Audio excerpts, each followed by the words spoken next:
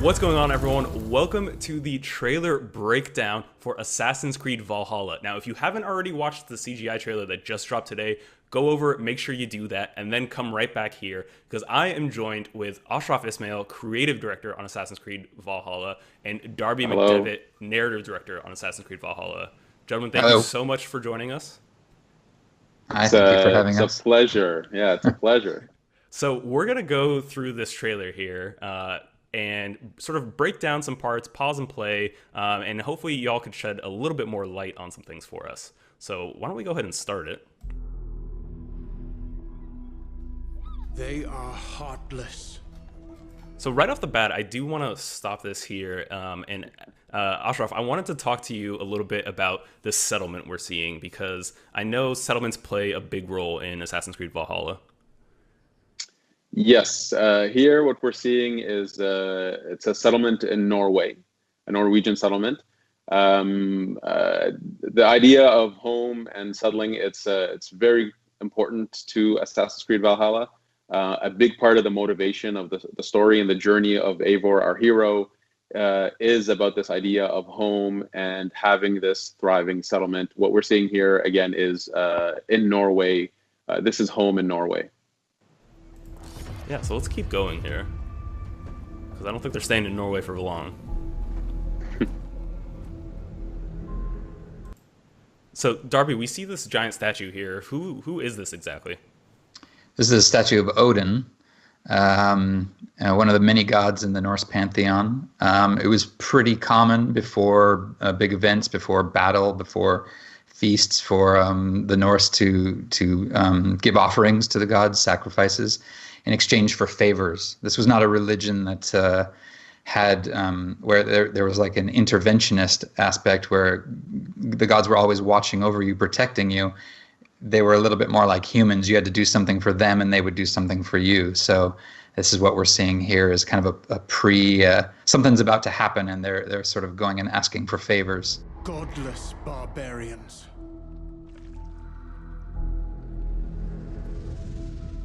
So we see there the first sort of shot of our hero, Eivor.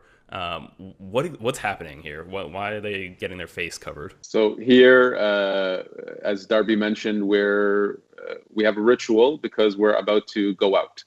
We're about to go to raid, to attack.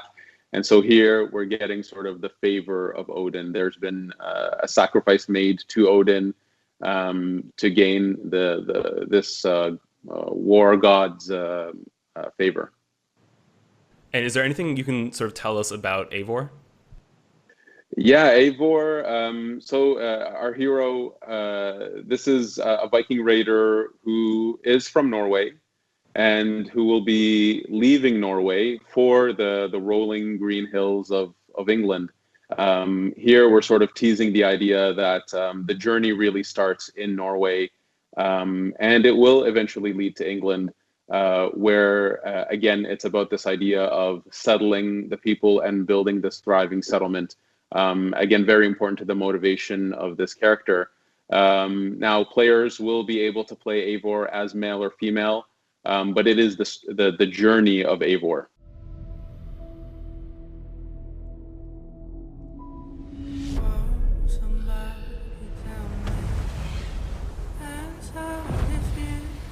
So we see them here setting sail for England, right? Yes, absolutely. And kill blindly.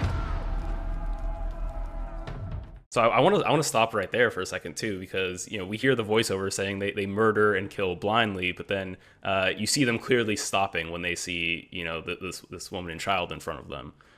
Was that something you wanted to there's that maybe myth of the Vikings? Is that something you wanted to explore here, Darby? Yeah, well, I mean, certainly, a lot of what we know about the Vikings comes from the people who they raided. The Viking Age started at the end of the 8th century with an attack on Lindisfarne in England. And the English like to write about it, and certainly a lot of the accounts are very brutal.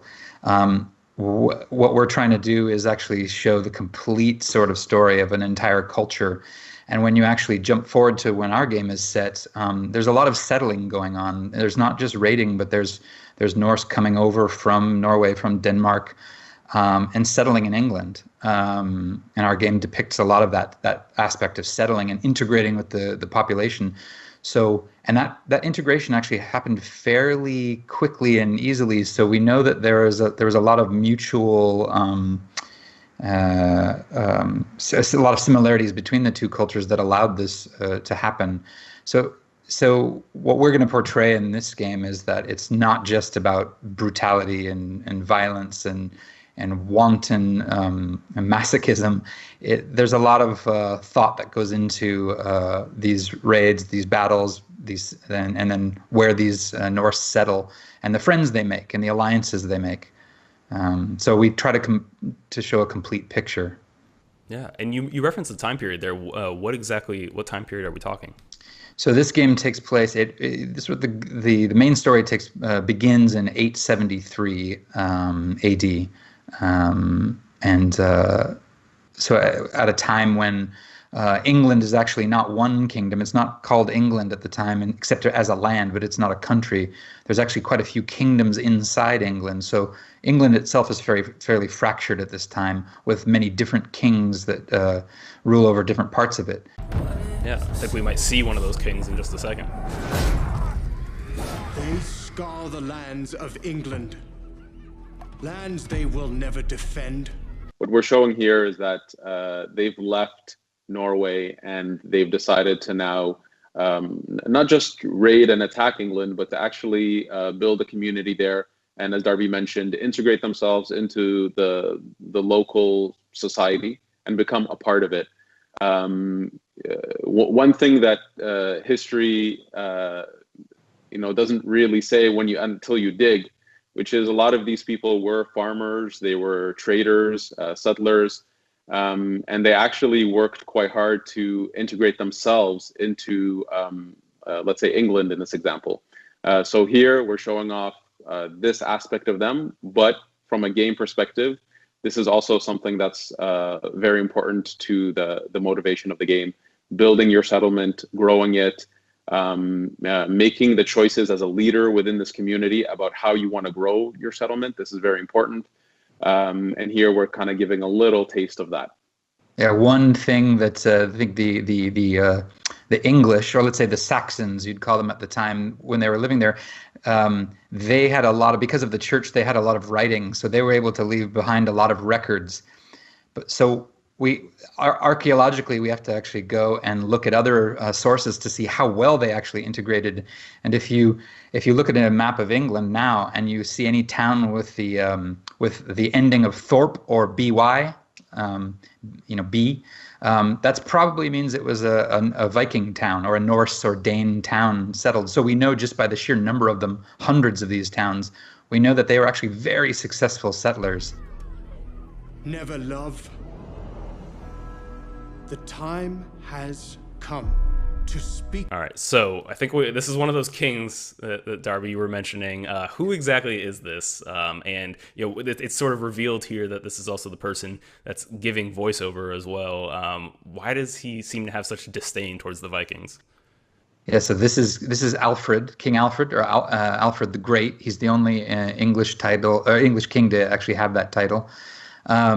He didn't give it to himself. But he is the King of Wessex, which is the southernmost kingdom in England at the time. There's also three others: Mercia, Northumbria, and East Anglia that we deal with. And he specifically is known for being one of the most staunch opponents of the Viking invasion.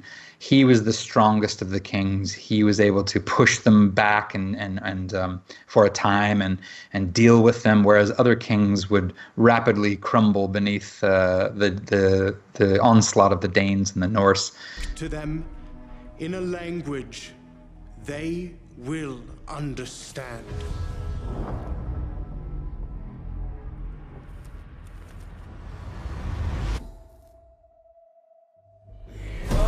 Somebody tell me.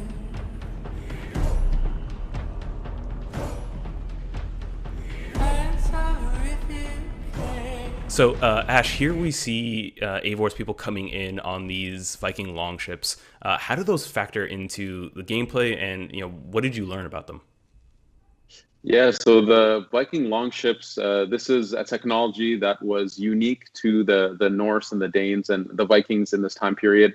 If I was to give a metaphor, I would say imagine that you have this empty highway, rivers, and you have a Ferrari that you can drive down this highway with no one around you and no one able to chase you.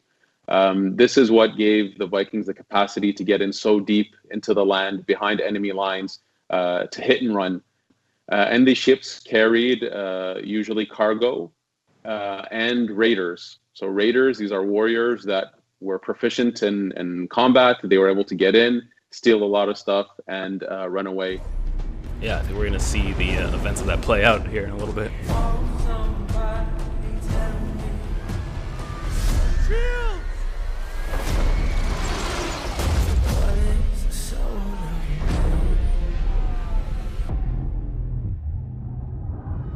So we're seeing here like a full-on battle taking place in this field. How do raids sort of fit into gameplay, and what did you what did you learn about how Vikings raid once they've gotten out of their longships? Well, there's really two parts. There's raiding, which is much more about kind of hit and run, get into a specific place, steal the riches, create a bit of chaos to make people flee, run away, to give them time to steal. That's a raid. Here, what we're seeing is it's a big battle. So this time period was known to have a lot of battles between the Vikings and the Saxons, or the people who live in England. There were many battles. Here we're witnessing that, and that is something that we do have in the game. So players can go raiding with their longship and their raiders, and there are moments in the game with these really big epic scale battles on battlefields or in fortifications, because it was a really big part of the history during this time, so we needed to represent that. Of course, Vikings carrying their famous round shield. We have Eivor, who at some point is holding a shield and an axe, but also two axes. If people notice, we're seeing a lot of the things we're doing with combat. Here we have a throwing axe, which is an ability that you have in the game to throw axes. So we're showing off a lot of the combat details that we're pushing for. Yeah, and we actually caught a little peek there of Eivor dual wielding axes here. Is that something we're going to get to do? Oh, of course, absolutely. So dual wielding is a big part of the game, and it's very open. You can pretty much dual wield all combinations of weapons we have. If you want to dual wield two shields, we let you do that. Yes. So dual wielding is a big part of the combat system.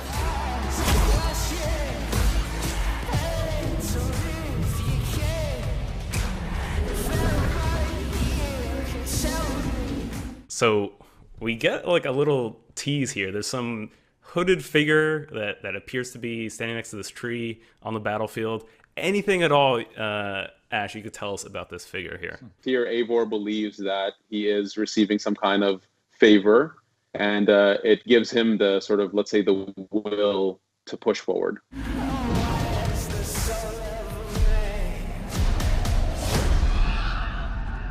Odin is with us! So is that the sort of physical manifestation of Odin there? Well, in the myths, Odin has two ravens, Hugin and Munin, which are a thought and memory. They come from the words thought and memory, and they were just his two companions that would help him gather knowledge and wisdom about the world.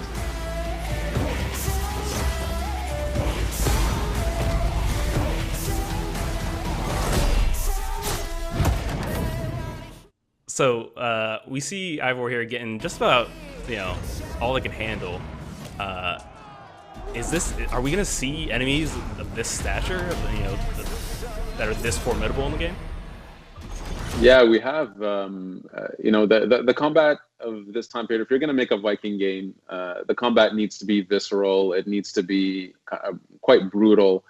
Yes, you meet quite impressive enemies, like this guy here. We would call this guy the ringleader.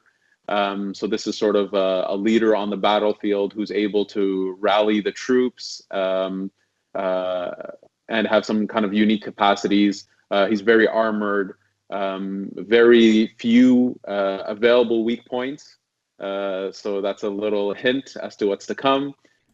Yeah, I mean, the trailer shows that, he's given Ivor basically everything they can handle.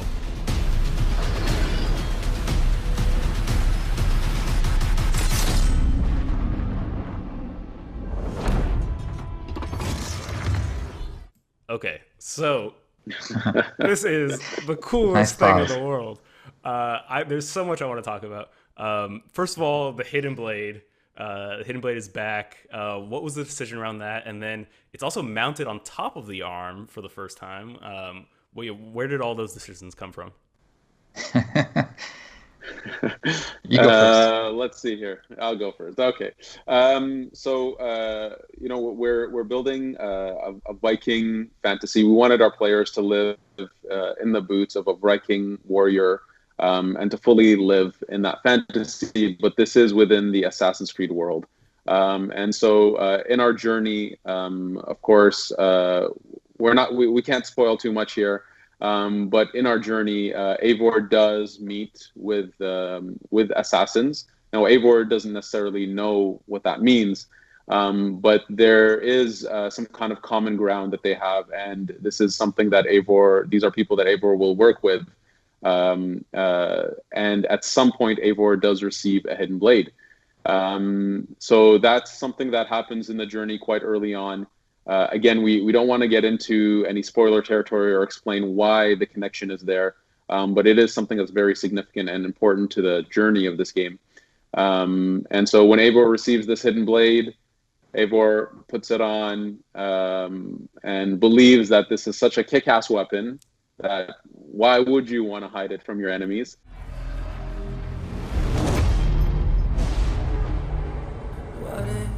So here again, we wanted to show that Eivor, there's something more to this character than yes, this is a Viking raider, but there is more. There is something unique here. There's a unique journey that our players will go on within this Viking fantasy inside the Assassin's Creed world. Yeah, we spent a lot of time overlapping and intertwining threads to make sure that every moment of it really feels connected, integrated, that it's all, when you play this game, you're in not just a Viking game, but an Assassin's Creed game.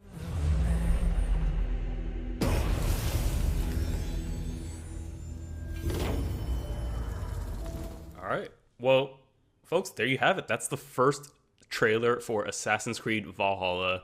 You got the in-depth breakdown. You got all the details with Ashraf, the creative director, Darby, the narrative director. Thank you all so much for joining us. And Ash, when and where can people play Assassin's Creed Valhalla? So Assassin's Creed Valhalla will be a launch title for Xbox Series X and PS5. And it'll be out in holiday 2020 for Xbox One, PS4, PC, and Stadia. Awesome. Thank you so much. Take care, everyone. Thank you. If you liked this, please subscribe to this channel and visit us at news.ubisoft.com.